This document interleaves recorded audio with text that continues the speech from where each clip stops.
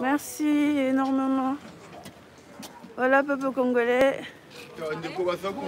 Tobimi.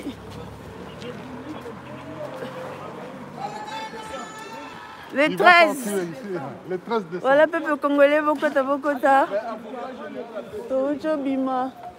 J'espère qu'il va vraiment venir. Est-ce que c'est bloqué? Kobima na tribunal là, na cour d'appel. Bande konangai. Eza koyinda. Koffi Olomide. Donc, bande konangai, il a. Faut bon nenga kitisi gouvernement Congo, kitisi Fachi Béton. Donc hier, apparemment, ce qu'a foutu la danseuse n'a eu $150 par concert. C'est parce que dans le cannabis au Congo, République démocratique du Congo, n'enga lobby n'a pas juge. Oui, mais vous connaissez notre pays, la République démocratique du Congo. Kuna le président de la République a gagné 2 800 000. Et il y a 70% des gens de Congolais qui n'ont pas de travail. Et du coup, donc, il y a un peu ça va 150 wana. Donc, il y a un peu donc, à Fundi Nani Félix, à Kiti Simbo Canabiso, parce qu'à chaque fois, il minimisait notre pays. En disant que oui, vous connaissez la République démocratique du Congo. Oh, banana bazaba fo mikanda, kutu danseuse moka yena ba mikanda lukuta, acte de naissance neza lukuta, passeport neza lukuta. OK, yemoko bande kona ngai toki kuna que azana bande ko utiliser faux passeport. Pona akima Interpol. Bili misangai na bosani kolongola masque. À ce qui paraît Koffi Olomide Nandenga mikimela ki bande konangai. Nandenga mikima kiwana. Il utilisait un faux passeport pour Akima Interpol. Et non seulement bande ko utiliser faux passeport pour Akima Interpol, ce monsieur est de nationalité française. Bande konangai Koffi Olomide azali français. Aza congolais T. A kosi awa que ezali double nationalité. Azana double nationalité, or que Namboka na biso double nationalité ezalakate. C'est-à-dire que Koffi Olomide, il ne faut pas juger en tant que Français. Azala condamné en France, à côté prison en France awa. Koffi Olomide azana passeport français, c'est un Français. Makamba double nationalité awa ezalité. Alobi que makambo ezo yela ye. Donc pour eza complot ezali azoloba non je me filme. Alobi eza makambo complot eza contre ye ba anti Koffi ba musicien entre ye na ba musicien ba lingana kate ba zo bundana makambo ba mbongo tout ça. Donc ba musicien mususu ba ndem ba zo sala en sorte que ba enfoncer ye na position o ya za nango wana. Alobi que c'est des combattants qui ont créé cette situation. C'est-à-dire que ba combattants doivent créer ba ebisi ba danseuse ba kosa ke yé a violé bango a tiango na muto ba combattant azolo bango n'a pas juge. Azolo bango pas juge. Ba toni Koffi siko yonde ozana ba makambo ba viol oyo. Donc yo o violé mutu bo violé mutu bo. Alobi te et dans la danseuse moko na cité combo na été parce que c'est vraiment difficile makambo oto yo ki bande que nous sommes sous le choc. Nous sommes sous le choc peuple congolais. Makambo oto yoki kuna ba niveau ba violo muto asali na ba matériel à utiliser pour violer les bananas et ça passe. Il y a une entre elles à outaki pas JB. Obi que même à Fundi même na JB na nzambe na ngai Koffi Olomide Koko Koffi c'est respecté. Koko Koffi a un tribunal au bazo kosela ba fundi que azali pédophile azali séquestration azali à côté ici batu illégalement a commis ko funda nanu Fachi Béton a fundi au gouvernement congolais a fundi JB Piana se disant que oui yé muto liboso talala kina mwana mwasi wana awutaki pa JB alala kié si matango ya kimi pa JB ya ke ko récupérer yé na hôtel et place mwana mwasi ngazalaki yango alala ki mwana mwasi wana donc hors jeu moko ba hors sujet moko papa o abimiseli batu bande konangai batu ni été soki jibala ki mona motion na tout toté mais ya bandi déjà ko funda jibe mpiana hein jibe mpiana boy bisa jibe mpiana que Koffi Olomide awa afundi bino Koffi Olomide afundi yo kolala na ba danseuse na yo que donc ezali eloko moko normal afundi bino na ba makambo ebele papa wana nayebi te nini na ko expliquer bino to yo kana bande ko mususu eza somo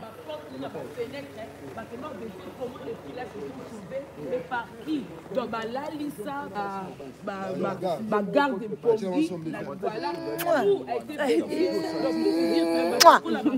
le début on avait senti de celui bien avocat pénal défendait bien ça les gens on avait bien puis il a tout ça plus de 8 heures na carte tout à fait comme il était qui chaud et Koffi a nous pas ça là il m'a fait ça par raison mais il avait de bons avocats mais Yemoko il s'est enfoncé Azoko s'enfoncer à chaque fois bah, hors sujet dans le niveau moko donc perdu complètement occupé na ba malaise voilà mais ya pas si tu marqué dans le dossier là kuna nière avec na nyonga 6 mois azaki na nyonga 6 mois atika na nyongo oh ebimia wa sikoyo tango ba tunia se présenter combo na ye la combien d'enfants combo wana somo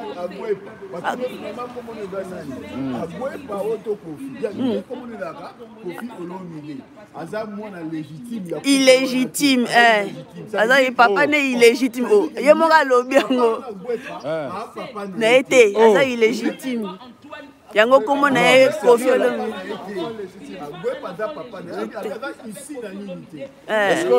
parce que vrai combo na ye ezaka nini asi toyebi te abiye ka Koffi Olomide donc anie combo agbepa Antoine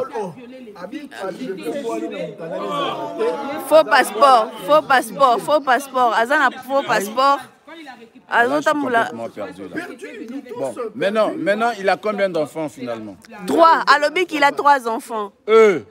Koffi Olomide alobi azana bana misatu Didi Stone na baleki na ye azana bana na misatu ninga lobi. Donc awangani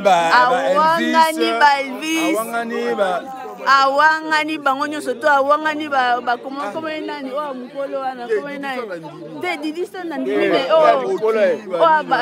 bango nyonso to wana bana Koffi message na bana Koffi bino nyonso boza likolo ya Didi Stone awangani bino alobi kaza na bana misatu donc na bano ya boti na ba danseuse awangani bango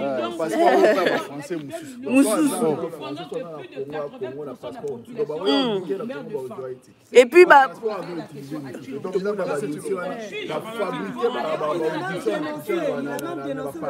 oui va détourner tous les mikanda voilà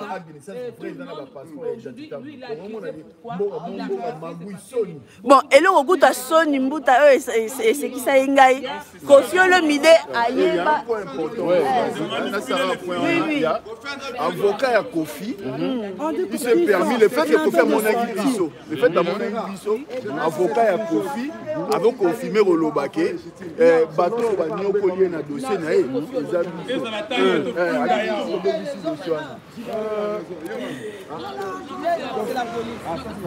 ça c'est la police. Non, il n'est pas condamné par pédophile.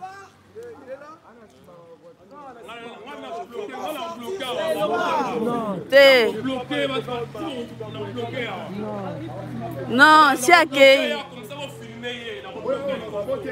Yazate.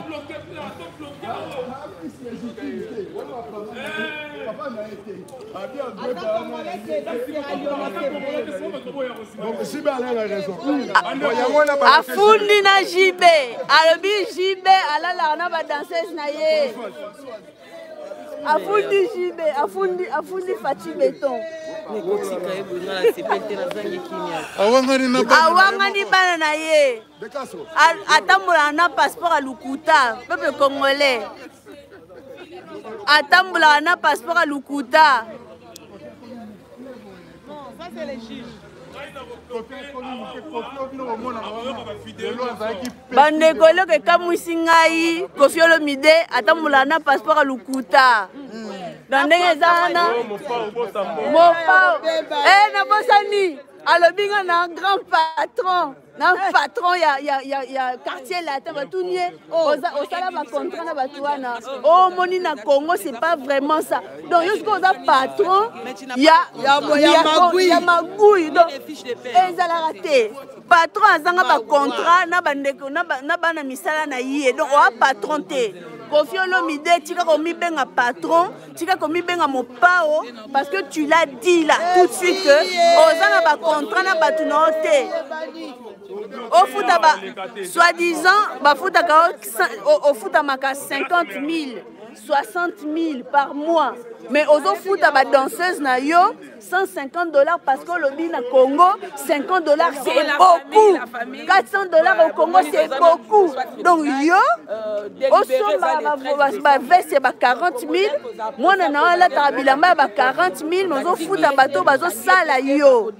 ba 150 000 oza mutema mabe Koffi Olomide oza mutema mabe ba sengelier 8 ans peuple congolais ba sengelier 8 ans ya prison na 70 000 € na chaque jeune fille oye a violaki ba sengi 70 000 € na chaque jeune fille a violaki na 8 ans ba condamné pour 8 ans donc là tozo zela décision Eroko il y a le 13 décembre tozo zela yango peuple congolais ce monsieur doit être condamné Tomoni Bénédicte la fille auquel il a violé na âge à 60 il y a 14 ans Mwana bato azolela aza bien te cette fille arrête s'il vous plaît bobenga ngate nazana direct zo kata direct mais bon kata direct Koffi c'est un donc to ebité to yoki soni bande kona ngai la prochaine fois il est pas là bandeko na ngai Koffi Olomide azana besoin ya traducteur Chomongo beta lisolo ya traducteur Koffi Olomide azana besoin d'un traducteur ya lingala parce que français yo kanete oh c'est tout wana traumatisme. On a cause à battre la concert ya Lukuta. Ba français ya bricoler. Azoko kakutu te, bazo tourner ba question, azoko ka répondre ba question te. Au lieu siko asenga, s'il vous plaît, est-ce que vous pouvez répéter, est-ce que vous pouvez reformuler pour ozo comprendre ba question te, azo répondre car siko mena na nino hors jeu. Azo répondre na pembeni. Et ça li soni bande konangai Koffi Olomide en plus na kati kuna zo linga a corriger mukala na emoko awanda lo ba ce ya le binete ba lo baka el liboso ya juge azo corriger mais yemo tanga ke liboso ya juge azo ko quand même pas comprendre ba question simple même Bénédicte bande konangai bazo poser ba question complexe.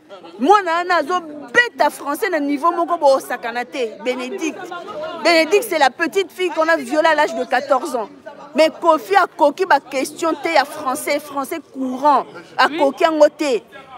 Il est donc azo pas azo donc le mec qui s'est enfoncé, il a pas su se défendre bande konangai na oto moni o lelo ceux qui vraiment Koffi Olomide s'en sort na évité. Bon ba que Koffi Olomide sera jugé comme un Français parce que Azali français et que na Congo, na République démocratique du Congo, il n'y a pas de double nationalité. Il sera jugé comme un Français, il sera condamné en France. Boye bango. Koffi Olomide a lobby que makambo ba danseuse oyo ce sont les combattants mutu ba créé kiango. Atiango kutu tina mutu ba combattant. Afundi Jibem Piana le que Jibem Piana pe alala ba danseuse na mboka na biso kuna afundi gouvernement afundi Fati Béton alobi Fati Béton a gagné 2 millions mais il y a 70 personnes 70% ba congolais ba sala kate et puis ba gagner mongo ba gagner $50 yetanga zo futa $150 c'est-à-dire que zo futa déjà ebele koleka bota la niveau muto aza mutema mabe akomi même ko funda abandi bazo tout non ba question par rapport à ba viol lui au sali mais Kofi vous avez vraiment un problème hein de konanga papa o soki koko hein koko Kofi tu oses un problème soki oyebite tika ba avocat ba loba parce que toi quand tu parles tu t'enfonces ozomi loba koza intelligent tu n'es pas intelligent to comprends ngo lelo koza no mayele te français wana ya ba poésie ya ba poème wana olobaka eza nango français ba poème to comprendre que tu connais pas le français oyebi français te tu comprends pas bien le français tu as des langues tu as des lacunes en français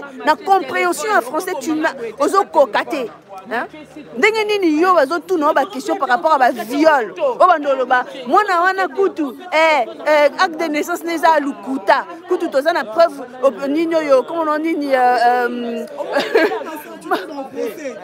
j'étais dans le procès, j'ai en train de raconter que ce Kofi, donc Kofi, il n'est pas très intelligent ce monsieur.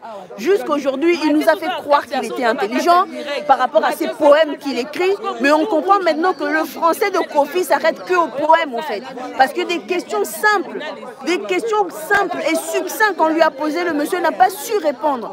Il s'est étalé mais d'une façon incompréhensible. Même nous, on n'a pas compris, mais qu'est-ce qui se passe? Soit il est déstabilisé, soit il a un souci, soit il a un problème, soit il est minuit, je ne sais pas.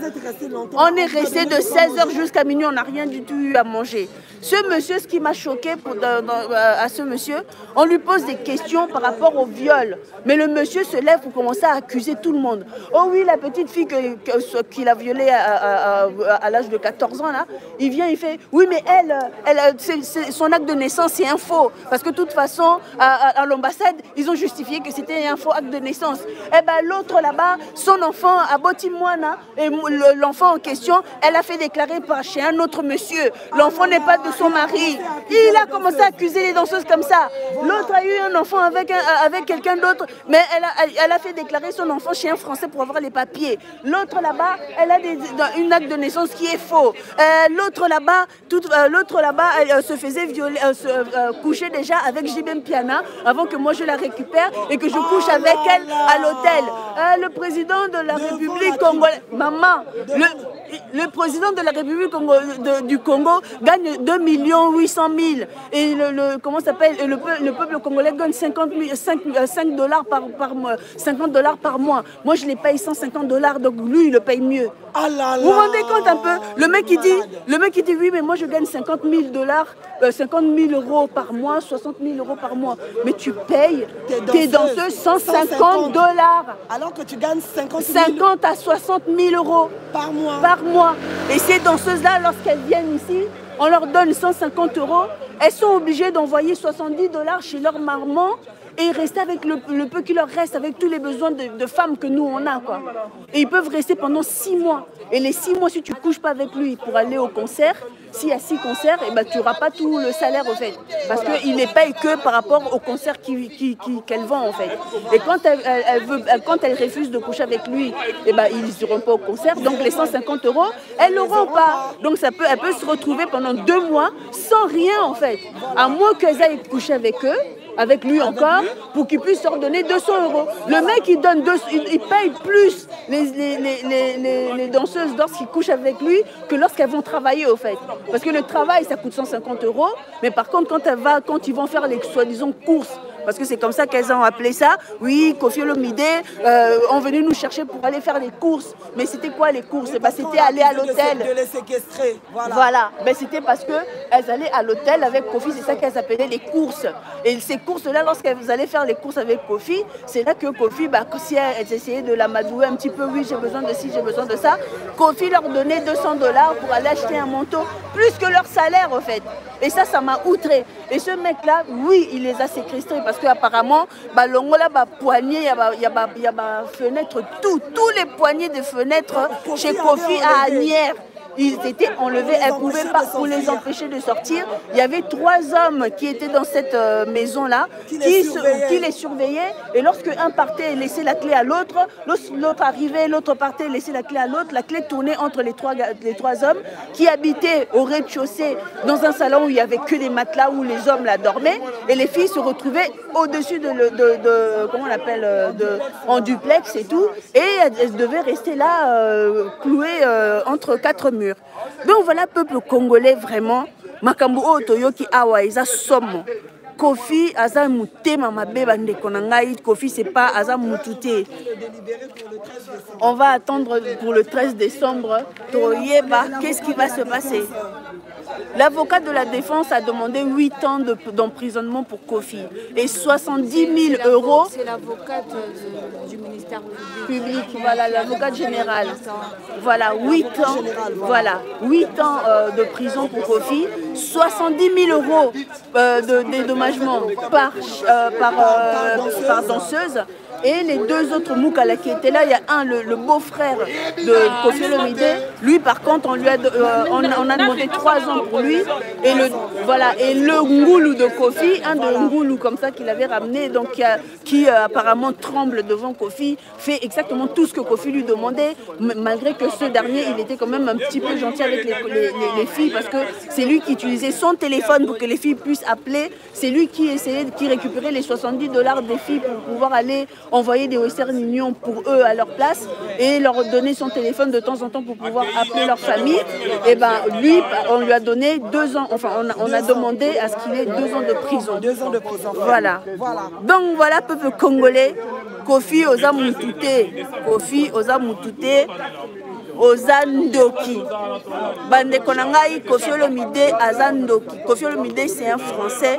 Kofi Olomide a fundi batu nyonso tout ezala jibem piana bo ma message pas jibem piana papa chéri yeba ke Kofi Olomide a fundi yo alobi ke yo kutu ndenge zawana olalaka ba danseuse na yo que olalaka danseuse na yo moko te koloba kombo te bandeko na biso bazali kotoloba kombo te alobi ke olalaka ba danseuse na yo kutu ya kende ko récupérer moko tanga zaki alampela memelaka ye afundi yo, afundi werason, afundi bino nyonso tout pour moi on appelle que koko wana lingaka bino te parce que vous êtes congolais, il y a ça congolais te.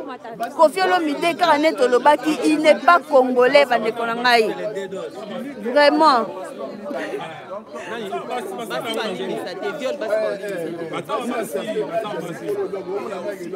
Exactement, wapi mama Congo.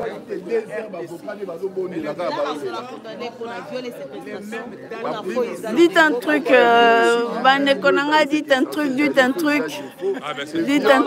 truc, ma puce. T'étais avec nous. Bon, là, on a même nos compatriotes de la Côte d'Ivoire qui sont venus pour réclamer, pour le droit de la femme. Elle s'est levée, elle est venue pour réclamer.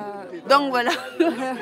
Qu'est-ce que vous pouvez dire, madame? Vraiment, jusqu'à minuit, vous êtes là. Vraiment, merci de votre soutien. Non, c'est l'Afrique qui gagne. C'est fini, on ne peut plus laisser les droits de la femme bafouer. La femme peut être violée en silence. Vraiment. C'est une honte, non?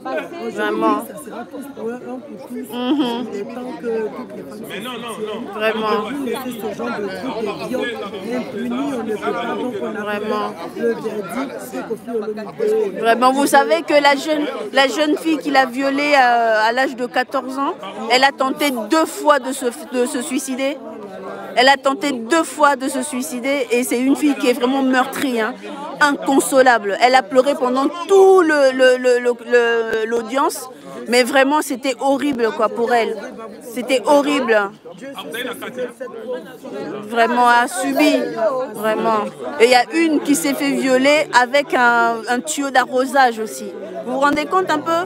Avec un tuyau d'arrosage. Et apparemment, elle a des difficultés à avoir d'enfants. Elle a su avoir juste un enfant depuis. Jusque-là, elle a eu qu'un seul enfant. Mais pour la suite, là, elle ne sait pas si elle pourra en avoir une deuxième parce que apparemment, elle était vraiment détruite. Quoi. Vraiment. Et ça, c'est Kofi Olomide. Hein. Le mot PAO, celui qui dit le patron. Hein. Voilà. Voilà. C'est sorti de la bouche de ses voilà. Voilà. Voilà. C'est horrible. Ça finira par les vidéos. Ouais, ça va couper. Voilà. conscience. Vous-même, là, quand vous bafouillez vos soeurs, vraiment. Traitez la femme africaine, la fille. Ouais, mais oui, voilà. Vraiment. Voilà. Ingeta. Vraiment, bandeko na ngai. Bandeko na minu. Ça va être chaud, hein? On est chaud.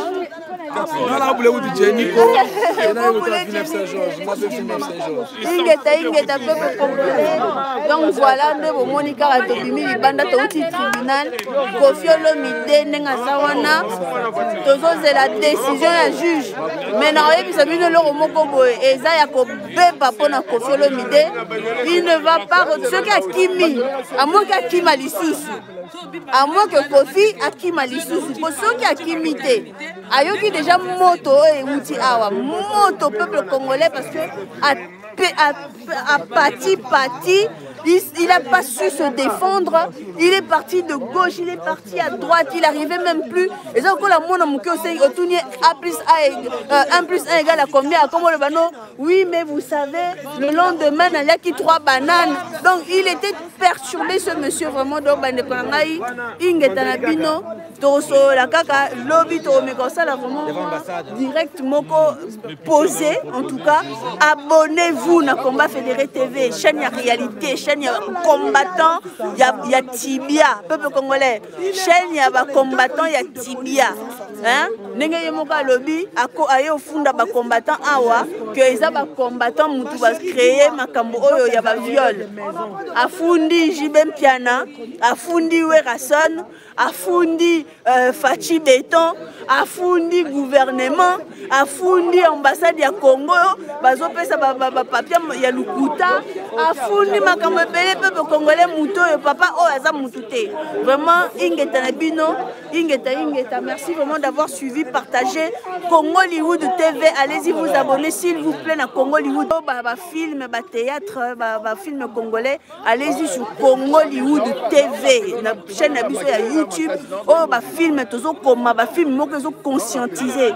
Ba film zo pesa ba conseil vraiment nazo senga bino. Allez-y vous abonner s'il vous plaît. Merci beaucoup Ingeta.